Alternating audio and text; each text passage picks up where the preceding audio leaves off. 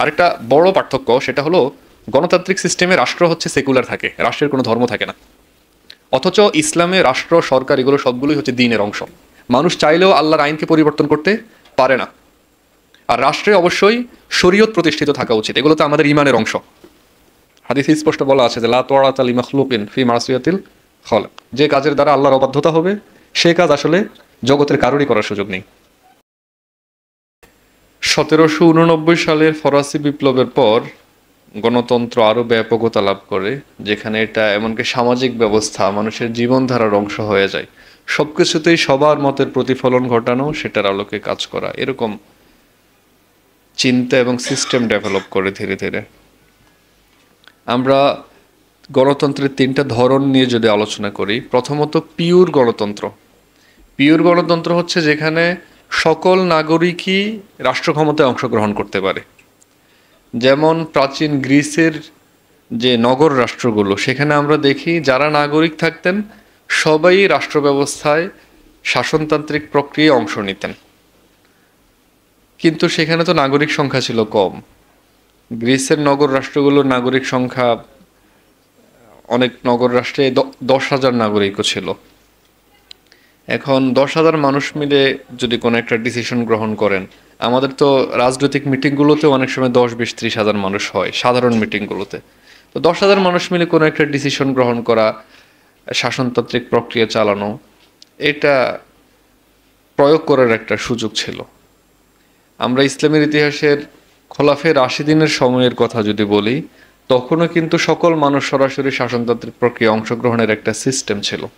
হযরত ওমর রাদিয়াল্লাহু আনহুর খেলাফতকালীন একটা ঘটনা খুবই বিখ্যাত, যেখানে একজন সাধারণ মানুষ হযরত ওমরের খুতবা স্টপ করিয়ে দিয়েছিলেন যে আগে আপনি আমার প্রশ্নের জবাব দিন, এরপরে খুতবা কন্টিনিউ করবেন। যেখানে জনগণের সংখ্যা কম, সেখানে এরকম সিস্টেম প্রয়োগ করা গেলেও যেসব রাষ্ট্র আয়তন অনেক বড়, জনসংখ্যা অনেক, সেখানে তো সকল নাগরিক শাসনতান্ত্রিক প্রক্রিয়ায় অংশগ্রহণ করা কঠিন। যেমন বাংলাদেশে 18-20 কোটি মানুষ, সব মানুষ মিলে তো রাষ্ট্রীয় সকল কিছুতে অংশগ্রহণ করা কঠিন। মূলত রাষ্ট্রের আয়তন যখন বড় হয়ে যায়, যখন রাষ্ট্রের নাগরিক সংখ্যা বেশি, এরকম সিচুয়েশন, তখন প্রতিনিধিত্বমূলক গণতন্ত্রের সিস্টেম ডেভেলপ করে। অর্থাৎ জনগণ কিছু ব্যক্তিকে তাদের প্রতিনিধি হিসেবে নির্বাচিত করবে, আর সেই প্রতিনিধিরা জনগণের পক্ষ থেকে শাসন করবে, এই সিস্টেমটা ডেভেলপ করে। আর আরেকটা হচ্ছে হাইব্রিড রেজিম। হাইব্রিড রেজিম হচ্ছে যেখানে কিছুটা গণতন্ত্র আছে, কিন্তু গণতন্ত্রের নামে সেখানে আসলে কর্তৃত্ববাদ। যদি গণতন্ত্রের সুষ্ঠু চর্চার কথা বলি, আসলে দুনিয়ার কোনো দেশে এখন গণতন্ত্রের যেটা সুষ্ঠু চর্চা, এটা ওভাবে নেই। আমরা যদি দেশে দেশে গণতন্ত্র চর্চার ধরন নিয়ে আলোচনা করি, কিছু দেশে প্রেসিডেন্সিয়াল সিস্টেম, জনগণ প্রেসিডেন্ট নির্বাচিত করেন, প্রেসিডেন্ট দেশ শাসন করেন। কিছু দেশে পার্লামেন্টারি ডেমোক্রেসি প্রচলিত, জনগণ হচ্ছে এমপি নির্বাচন করেন, এমপিরা দেশ শাসন করেন। আর কিছু দেশে প্রপোর্শনেট সিস্টেম প্রচলিত, যেখানে হচ্ছে এর আগের যে সিস্টেম পার্লামেন্টারি ডেমোক্রেসি, সেখানে যে দল বেশি আসন পায় সে দল হচ্ছে যে পার্লামেন্টে প্রভাব বিস্তার করতে পারে, আইন প্রণয়নে বেশি ভূমিকা রাখতে পারে। কিন্তু প্রপোর্শনেট সিস্টেম হচ্ছে যে দল যত পার্সেন্ট ভোট পাবে সেই দলের পার্লামেন্টে তত সংখ্যক আসন থাকবে। প্রেসিডেন্সিয়াল সিস্টেম কিংবা পার্লামেন্টারি সিস্টেমে অনেক সময় জনগণের একটা বড় অংশ শাসনতান্ত্রিক প্রক্রিয়ার বাইরে থাকতে হয়। যেমন যদি এমপি কেউ এমপি নির্বাচিত হয় 51% ভোট পেয়ে, তার মানে 49% মানুষের ভোট তো তিনি পেলেন না। এখন যে দলটা 49% ভোট পাচ্ছে, সেই দলটা যদি অনেক আসনে অল্প ভোটের ব্যবধানে হেরে যায়, তার মানে দেশের একটা বড় সংখ্যক জনগোষ্ঠীর কিন্তু সরাসরি আর শাসনতান্ত্রিক প্রক্রিয়ায় অংশগ্রহণ থাকছে না। এরকম কিছু দুর্বলতা আছে। আর প্রপোর্শনেট সিস্টেমে হচ্ছে এখানে যে দল যত পার্সেন্ট ভোট পাবে সেই দল তত পার্সেন্ট আসন পাবে, এরকম সিস্টেম। এটাও দুনিয়ার অনেক দেশে প্রচলিত। তবে গণতান্ত্রিক ব্যবস্থার এটা একটা বড় ত্রুটি, এখানে হচ্ছে সব সময় যে সংখ্যাগরিষ্ঠ মানুষই শাসন করেন এমন নয়। সিস্টেমের ত্রুটির কারণে অনেক সময় সংখ্যাগরিষ্ঠ মানুষ শাসনতান্ত্রিক প্রক্রিয়ার বাইরেও থাকতে হয়। যদি একটু উদাহরণ দেই,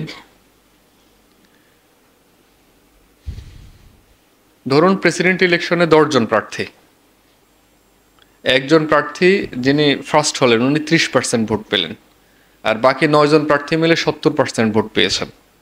এটা কি অসম্ভব ব্যাপার? কেউ 25%, কেউ 20%, কেউ 15%, এরকম করে করে 9 জন প্রার্থী মিলে পেলেন 70% ভোট, আর যিনি ফার্স্ট হলেন উনি পেলেন 30% ভোট। প্রেসিডেন্ট কে হবে? ওই 30%-এর ভোটে নির্বাচিত ব্যক্তি তো প্রেসিডেন্ট হবেন, কিন্তু সেখানে 70% মানুষ সেই প্রেসিডেন্টকে তো আসলে ভোট দেননি। তার মানে এটাকে সংখ্যাগরিষ্ঠের শাসন হলো নাকি সংখ্যালঘিষ্ঠের শাসন হলো? এটা গণতান্ত্রিক ব্যবস্থার একটা ত্রুটি, যে অনেক সময় সংখ্যাগরিষ্ঠ মানুষজন সিস্টেমের কারণে শাসনতান্ত্রিক প্রক্রিয়ার বাইরে থাকতে হয়। আমরা যদি গণতন্ত্র এবং ইসলামের সাদৃশ্যগুলো আলোচনা করি, গণতন্ত্রে সরকার হচ্ছে জনগণের সরকার, আর ইসলামের যে সরকার পদ্ধতি সেখানেও সরকার আসলে জনগণের সাপোর্ট নিয়েই ক্ষমতায় টিকে থাকেন। জনগণের উপরে কারো জোর করে চেপে বসে থাকার সুযোগ থাকে না। ইসলামের প্রথম খলিফা হযরত আবু বকর সিদ্দিক রাদিয়াল্লাহু আনহু, উনি কি নিজে নিজে খলিফা হয়ে গিয়েছিলেন নাকি মানুষের সাপোর্টে খলিফা হয়েছেন? উমাইয়া খলিফা হযরত ওমর বিন আব্দুল আজিজ রাহিমাহুল্লাহ, তিনি তো রাজতান্ত্রিক প্রক্রিয়ার মধ্য দিয়ে খলিফা হয়েছেন। খলিফা হওয়ার পরে তিনি ডিক্লেয়ার করেন যে আমি আপনাদের সবাইকে আমার আনুগত্যের বন্ধন থেকে আজাদ করে দিচ্ছি। আমার বায়াত যে আপনারা করেছেন, বায়াতের বন্ধন থেকে আপনাদেরকে আজাদ করে দিচ্ছি। এখন আপনারা নিজেরা নিজেদের খলিফা নির্বাচিত করুন। জনগণ আবার তাকেই খলিফা হিসেবে নির্বাচিত করেন, আর তাকে বলা হয় খোলাফে রাশেদার পঞ্চম খলিফা। এত চমৎকার শাসন তিনি ওই সময় উপহার দিয়েছিলেন। তিনিও কিন্তু জনগণের উপরে জোর করে চেপে বসেননি। এটা হচ্ছে ইসলামের শাসনতান্ত্রিক প্রক্রিয়ারও বৈশিষ্ট্য, যেখানে জনগণের উপরে জোর করে চেপে বসে থাকা যায় না, পাবলিকের সাপোর্টেই শাসন প্রক্রিয়া চালাতে হয়। গণতন্ত্রের একটা বৈশিষ্ট্য হলো এখানে জনগণের রায়ে হচ্ছে সরকার নির্বাচিত হয়, আর ইসলামেও হচ্ছে জনগণের সাপোর্টেই কেউ ক্ষমতায় যান। গণতন্ত্রে জনগণের মতামতের ভিত্তিতে সরকার চালাতে হয়, ইসলামেও জনগণের পরামর্শের ভিত্তিতেই সরকার চালাতে হয়। আমরা জানি যে খোলাফে রাশেদার সময়ে মজলিসে শুরা ছিল, সেখানে হচ্ছে আম খাস দুইটা ধরন ছিল। পরামর্শের ভিত্তিতেই খলিফারা শাসন কাজ চালাতেন। গণতন্ত্রে সম্পদের মালিক, রাষ্ট্রীয় কোষাগারের মালিক হচ্ছে জনগণ, আর ইসলামেও বাইতুল মালের মালিক জনগণ। খলিফা জনগণের কল্যাণের জন্যই জনগণের এই আমানত ব্যয় করে থাকেন। গণতন্ত্রে সবাই সমান, আইনের দৃষ্টিতে সবাই সমান। এখানে সব স্বাধীন এবং নিরপেক্ষ বিচার ব্যবস্থা থাকে, মত প্রকাশের স্বাধীনতা থাকে, জনগণের মৌলিক প্রয়োজনগুলো পূরণ করা হয়, এখানে শাসকের জবাবদিহিতা থাকে। এই সবগুলো বিষয় কিন্তু ইসলামেও আছে। শাসকের জবাবদিহিতা, আইনের শাসন, আইনের দৃষ্টিতে সবাই সমান থাকা, সবার অধিকারের নিশ্চয়তা থাকা, গণতন্ত্রের এই বিষয়গুলো ইসলামের সাথে সাদৃশ্যপূর্ণ। কিন্তু যে বিষয়গুলো নিয়ে মেইনলি আপত্তি, সবচেয়ে বড় আপত্তি হচ্ছে সার্বভৌমত্বের ইস্যুতে। গণতন্ত্রে সার্বভৌমত্বের মালিককে, গণতন্ত্রে সার্বভৌমত্বের মালিককে জনগণ, আর ইসলামের সার্বভৌমত্বের মালিককে। সার্বভৌমত্ব মানে কি? সার্বভৌমত্ব মানে হচ্ছে যিনি সর্বোচ্চ ক্ষমতার অধিকারী, যা খুশি তাই করতে পারেন। গণতন্ত্রের জনগণ যা খুশি তাই করতে পারবে, থিওরিটি এরকমই। আর ইসলামের সার্বভৌমত্বের মালিককে আল্লাহ তাআলা। দ্বিতীয়ত যেটা, গণতন্ত্রে মানুষের আইন প্রণয়নের নিরঙ্কুশ ক্ষমতা আছে। বেশিরভাগ মানুষ যেটা চায় সেটাই আইন হিসেবে প্রণয়ন করতে পারে, কিন্তু ইসলামের দৃষ্টিতে আল্লাহ এবং তার রসুলের বিধানের বিপরীতে আইন প্রণয়ন করার অধিকার আসলে কারো নাই।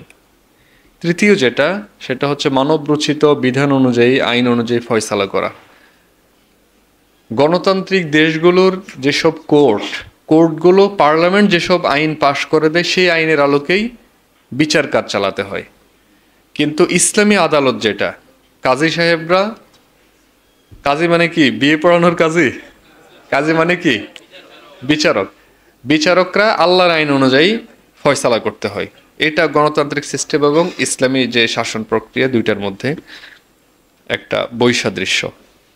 আরেকটা বড় পার্থক্য সেটা হলো গণতান্ত্রিক সিস্টেমে রাষ্ট্র হচ্ছে সেকুলার থাকে, রাষ্ট্রের কোনো ধর্ম থাকে না।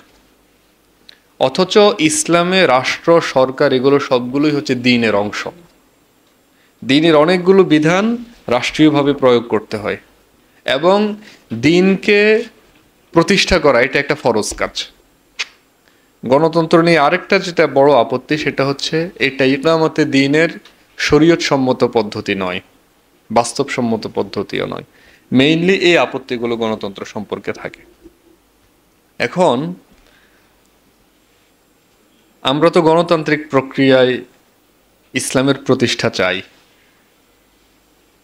তাহলে আমাদের চিন্তা আসলে কি এই পয়েন্টগুলোতে? এই পয়েন্টগুলোতে আমাদের চিন্তা হচ্ছে এগুলো যে এগুলো তো ইসলামের সাথে আসলে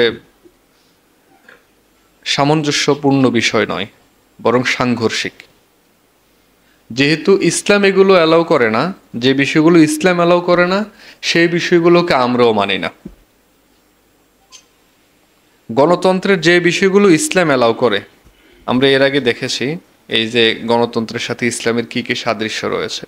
যে বিষয়গুলো সাদৃশ্য রয়েছে এগুলো আমরা মানি, কিন্তু যে বিষয়গুলোতে ইসলামের সাথে গণতন্ত্রের সাদৃশ্য নেই আমরাও সেগুলো আসলে মানি না।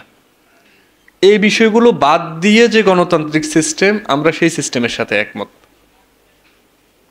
কিন্তু সার্বভৌমত্বের মালিক আল্লাহ, আল্লাহর আইন অনুযায়ী ফয়সালা করতে হবে। মানুষ চাইলেও আল্লাহর আইনকে পরিবর্তন করতে পারে না। আর রাষ্ট্রে অবশ্যই শরীয়ত প্রতিষ্ঠিত থাকা উচিত, এগুলো তো আমাদের ঈমানের অংশ। গণতন্ত্রের যে বিষয়গুলো ঈমানের সাথে, ইসলামের সাথে সাংঘর্ষিক, এই বিষয়গুলোর সাথে আমাদেরও দ্বিমত রয়েছে, এগুলো আসলে আমরা বিশ্বাস করি না। কিন্তু এগুলোর বাইরে তো গণতন্ত্রের যে প্রক্রিয়া, বাকি প্রক্রিয়ার সাথে তো আর ইসলামের সমস্যা নেই। যেটার সাথে ইসলামের বৈসাদৃশ্য নেই, সংঘর্ষ নেই, বৈপরীত্য নেই, সেটা তো আমাদের মেনে চলতে অসুবিধা নেই। মূলত আমরা গণতন্ত্রের ওই সিস্টেমটাই প্র্যাকটিস করছি, ওই সিস্টেমটার আলোকেই ইসলাম প্রতিষ্ঠার চেষ্টা করছি যতটুকু ইসলাম অ্যালাউ করে। আর যেটা ইসলাম অ্যালাউ করে না সেটা তো মানার সুযোগ আসলে কারোই নাই।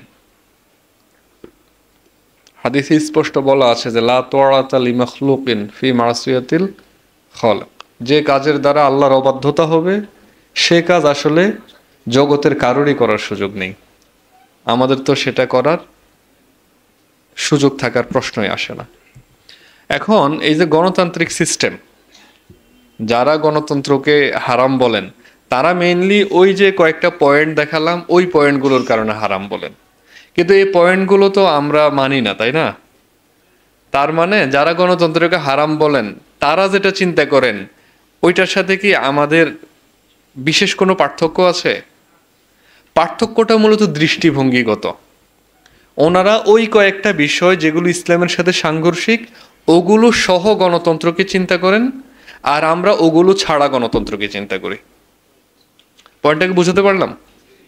তাহলে যারা গণতন্ত্রকে হারাম বলেন, গণতন্ত্রকে কুফরি মতবাদ, শিরকি মতবাদ বলেন, তাদের সাথে আমাদের পার্থক্যটা হচ্ছে মূলত দৃষ্টিভঙ্গিগত। পার্থক্যটা কিসের? দৃষ্টিভঙ্গিগত। তো ইসলামের সাথে যেগুলো সাংঘর্ষিক সেগুলো যদি আমরা বাদ দিয়ে দিই তাহলে তো গণতন্ত্র ইসলামের আলোকে প্র্যাকটিস করতে অসুবিধা থাকে না। দ্বিতীয়ত যেটা, গণতন্ত্রের যে মূল্যবোধগুলো আমরা সাদৃশ্য যেগুলো আলোচনা করলাম এগুলো আসলে ইসলামের সাথে সাদৃশ্যপূর্ণ। যেহেতু এগুলো সাদৃশ্যপূর্ণ তার মানে গণতন্ত্রের এই বিষয়গুলো ইসলাম সম্মত। তৃতীয় যেটা, গণতন্ত্র সেকুলার রাষ্ট্রের কথা বলে, কিন্তু আমরা শরঈ রাষ্ট্রের কথা বলি, শরীয়তি রাষ্ট্র ব্যবস্থার কথা বলি। এরপরের যে পয়েন্ট সেটা হচ্ছে নির্বাচন কেন্দ্রিক সীমাবদ্ধতা। গণতান্ত্রিক প্রক্রিয়ায় অনেক ক্ষেত্রে জনমতের সঠিক প্রতিফলন রাষ্ট্রীয় ক্ষমতায় যারা থাকেন তারা ঘটাতে পারেন না, কিংবা সংখ্যাগরিষ্ঠ মানুষ শাসনতান্ত্রিক প্রক্রিয়ার বাইরে থাকেন। কিংবা গণতন্ত্রে সকল মানুষের ভোটের মূল্য তো সমান, যিনি রাষ্ট্রের সবচেয়ে সুবিবেচনা সম্পন্ন মানুষ, ওনার ভোটের মূল্য যা, যে ব্যক্তিটা রাষ্ট্রের সবচেয়ে বড় অপরাধী তার ভোটের মূল্য সমান। এটা তো একটা সীমাবদ্ধতার জায়গা, কারণ যারা অপরাধী, যারা খারাপ চিন্তাকে লালন করে অথবা সঠিক প্রতিনিধি বেছে নেওয়ার মতো সক্ষমতা রাখেন না, তাদের মতামত, আর যারা সুবিবেচনা সম্পন্ন, সুশিক্ষিত, আইন মেনে চলেন এবং কোনটাতে রাষ্ট্রের কল্যাণ কোনটাতে রাষ্ট্রের অকল্যাণ এটা ডিপলি বুঝার সক্ষমতা রাখেন, দুইটা ক্যাটাগরির মানুষ তো একরকম নয়। তবে এই বিষয়টা আমরা সমাধানের উপায় আছে। যেমন পার্লামেন্টে যদি দুই কক্ষ থাকে, নিম্নকক্ষ উচ্চকক্ষ, সরাসরি জনগণের ভোটে যদি নিম্নকক্ষ নির্বাচিত হয়, আর উচ্চকক্ষের এমপি যারা হবেন তাদেরকে যদি রাষ্ট্রের সবচেয়ে সুবিবেচনা সম্পন্ন মানুষগুলোকে উচ্চকক্ষের সদস্য হিসেবে নিযুক্ত করে, আর সিস্টেমটা যদি এমন থাকে নিম্নকক্ষের আইনগুলো উচ্চকক্ষ অনুমোদন করার পরে গিয়ে অ্যাপ্লাই করা যাবে, তাহলে তো যদি কোনো কারণে নিম্নকক্ষ ভুল কোনো আইন প্রণয়ন করেনও, সে আইনটাকে আসলে প্রয়োগ হবে। তার মানে এই সিস্টেমের মাধ্যমে নির্বাচন কেন্দ্রিক সীমাবদ্ধতা দূর করার সুযোগ রয়েছে। অথবা যদি এরকম সিস্টেম ডেভেলপ করা হয়, পার্লামেন্ট যে আইনই পাশ করবে, প্রতিটা আইন ইসলামিক স্কলারদের একটা কাউন্সিল থাকবে, সেই কাউন্সিল রিভিউ করার পরে কাউন্সিল যদি অনুমোদন করেন যে এটা ইসলাম সম্মত, তাহলে এটা প্রয়োগ হবে। আর যদি কাউন্সিল এটা অনুমোদন না করেন যে না, এই আইনের সাথে ইসলামের এই বিষয়গুলো সাংঘর্ষিক, সুতরাং এগুলো আপনারা সংশোধন করেন, কাউন্সিল যদি আবার এটা পার্লামেন্টে ব্যাক পাঠিয়ে দেয়, তাহলেও তো নির্বাচন কেন্দ্রিক যে সীমাবদ্ধতা এটা দূর করার সুযোগ রয়েছে। তো এরকম কোনো সিস্টেম ডেভেলপ করে কিন্তু নির্বাচন কেন্দ্রিক যে ত্রুটি, যে সীমাবদ্ধতা, এটা ওভারকাম করার সুযোগ রয়েছে। আর এই বিষয়গুলোর মাধ্যমে গণতন্ত্রের ইসলামায়ন সম্ভব। আমরা যদি পরের পয়েন্টে আলোচনা করি, গণতন্ত্রের মাধ্যমে আসলে ইসলাম প্রতিষ্ঠা সম্ভব কিনা। ইসলাম প্রতিষ্ঠা বলতে আমরা কি বুঝি আসলে? ইসলাম প্রতিষ্ঠা বলতে তো আমরা এটাই বুঝি যে সংখ্যাগরিষ্ঠ মানুষ ইসলামকে চাইবে। সংখ্যাগরিষ্ঠ মানুষ কি চাইবে? ইসলামকে চাইবে। আর কোরআন হাদিসের ভিত্তিতে রাষ্ট্রীয় ব্যবস্থা চলবে, এটাই তো ইসলাম প্রতিষ্ঠা। এখন যদি সংখ্যাগরিষ্ঠ মানুষকে আমরা ইসলামের ব্যাপারে কনভিন্স করতে পারি, সংখ্যাগরিষ্ঠ মানুষের ভোট আমরা আদায় করতে পারি, অতঃপর আমরা রাষ্ট্র ক্ষমতায় গিয়ে কোরআন সুন্নাহর ভিত্তিতে রাষ্ট্র ব্যবস্থা চালাই, এটাকে সম্ভব না অসম্ভব? তার মানে গণতন্ত্রের মাধ্যমে কি ইসলাম প্রতিষ্ঠা সম্ভব না অসম্ভব? এরপরের পয়েন্টে যদি যাই, এই যে গণজাগরণ সৃষ্টির ব্যাপার, গণজাগরণ সৃষ্টির মাধ্যমে নির্বাচনে বিজয় লাভ করা, অথবা গণজাগরণ সৃষ্টির মাধ্যমে গণ অভ্যুত্থান সৃষ্টি করা, এটাও কিন্তু গণতান্ত্রিক প্রক্রিয়ায় সম্ভব। যেটা গণতন্ত্র ছাড়া অন্যান্য যে সিস্টেম, যেমন রাজতন্ত্র, একনায়কতন্ত্র, সেগুলোতে এটা খুবই কঠিন, খুবই কঠিন। আপনি একটা গণজাগরণ সৃষ্টি করতে হলে তো ব্যাপক সংখ্যক মানুষের কাছে পৌঁছতে হবে, তাদেরকে কনভিন্স করতে হবে, তাদের মধ্যে সচেতনতা তৈরি করতে হবে, তাদেরকে আপনার মতের অনুসারী বানাতে হবে। গণতান্ত্রিক প্রক্রিয়ায় আপনি প্রতিটা মানুষের কাছে যাওয়ার সুযোগ পাচ্ছেন, এই সুযোগ কাজে লাগিয়ে আপনি গণজাগরণ সৃষ্টির সুযোগ নিতে পারবেন। কিন্তু রাজতান্ত্রিক প্রক্রিয়ায় কি আপনি এভাবে বাধাহীনভাবে যে কারো কাছে গিয়ে এভাবে তাদেরকে কনভিন্স করার সুযোগটা নিতে পারবেন? তো গণতন্ত্রের মাধ্যমে যেহেতু গণজাগরণ সৃষ্টির সুযোগ রয়েছে, মানুষের কাছে কাছে পৌঁছে, এই প্রক্রিয়াটা আমরা অবলম্বন করার সুযোগ রয়েছে। আর গণতন্ত্রের বিশেষ কিছু সুবিধা রয়েছে। একটা বড় সুবিধা হচ্ছে যে ইসলামের পক্ষে ব্যাপক জনমত গড়ে তোলা যায়, যেটা একটু আগেই বললাম। দ্বিতীয়ত, ইসলামপন্থীদের ভিত মজবুত করা যায়। তৃতীয়ত, রাষ্ট্র এবং সমাজের সর্বস্তরে অংশীদারিত্ব নিশ্চিত করা যায়। যদি কোনো দেশে রাজতন্ত্র থাকে, রাজার ইচ্ছার বাইরে গিয়ে আপনি আপনার যতই জনসমর্থন থাকুক, যতই মানুষ আপনাকে চাক, আপনি কি নিজের মতো করে রাষ্ট্রীয় ব্যবস্থায় অংশ নেওয়ার সুযোগ থাকবে, ভূমিকা রাখার সুযোগ থাকবে? কিন্তু গণতন্ত্রে এই সুযোগটা আছে। গণতন্ত্রে পাবলিককে কনভিন্স করে পাবলিকের ভোট নিয়ে আপনি রাষ্ট্রীয় ব্যবস্থা কিংবা সামাজিক যে সিস্টেমগুলো সেই সিস্টেমগুলোতে অংশ নেওয়ার সুযোগ রয়েছে। আর গণতন্ত্রের মাধ্যমে গণজাগরণ সৃষ্টি করে গণ অভ্যুত্থান করার সুযোগ রয়েছে, এবং গণজাগরণ সৃষ্টির মাধ্যমে ইসলাম বিরোধী যে কোনো সরকারকে ক্ষমতাচ্যুত করার সুযোগ রয়েছে। ইসলাম বিরোধী কোনো সরকারকে যদি জনগণ না চায়, গণজাগরণ সৃষ্টির মাধ্যমে কিন্তু গণতান্ত্রিক প্রক্রিয়ায় ওই সরকারের বিরুদ্ধে আন্দোলন গড়ে তোলার সুযোগ রয়েছে, কিংবা ওই সরকারকে প্রেশারাইজ করে তার স্ট্যান্ড চেঞ্জ করতে বাধ্য করার সুযোগ রয়েছে, যেটা অন্য শাসনতান্ত্রিক প্রক্রিয়াগুলোতে গণতন্ত্রের মতো এরকম সহজ নয়। আমরা যদি মিশর এবং আলজেরিয়ার কথা বলি, দুইটা দেশেই কিন্তু ইসলামপন্থীরা নির্বাচনী বিজয়ী হয়েছেন। কি জন্য টিকতে পারেন না সেটা ভিন্ন আলোচনা, আপনাদের এই টিসিতে ক্যারিয়ার সংক্রান্ত আলোচনা আছে। আমরা যদি বৈশ্বিক বাস্তবতা, বিশ্ব ইসলাম আন্দোলনের বাস্তবতা, সামগ্রিক বিষয়গুলো নিয়ে চিন্তা করি, এই প্রশ্নের জবাব সেখানে আছে। ওই আলোচনা করতে গেলে আমাদের এক্সট্রা টাইম লাগবে, সেই সময়টা না নিই। কিন্তু এই যে এই দেশগুলোতে ইসলামপন্থীরা ক্ষমতায় গেছেন, গণতান্ত্রিক সিস্টেমের মধ্য দিয়েই তো গেছেন। একসময় কিন্তু ইখওয়ানুল মুসলিমিন সামরিক প্রক্রিয়ায় ইসলামকে বিজয়ী করার কথা ভেবেছিলেন। পরবর্তীতে ইখওয়ানুল মুসলিমিন বুঝতে পারে যে না, এভাবে আসলে সম্ভব নয়। ইখওয়ান আবার গণতান্ত্রিক প্রক্রিয়ায় ফিরে আসে।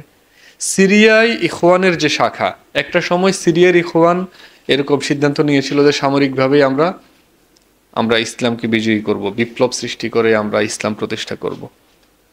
তখন বাশার আল আসাদের পিতা হাফিজ আল আসাদ এই পরিমাণ ক্র্যাকডাউন ইসলামপন্থীদের উপর চালিয়েছিলেন, সিরিয়ার শুধুমাত্র হামা শহরেই 21 দিনে 40,000 মানুষকে গণহত্যা চালিয়ে শেষ করে দেওয়া হয়েছিল। এই পরিমাণ ভয়াবহ ক্র্যাকডাউন তখন ইসলামপন্থীদের উপরে চালানো হয়।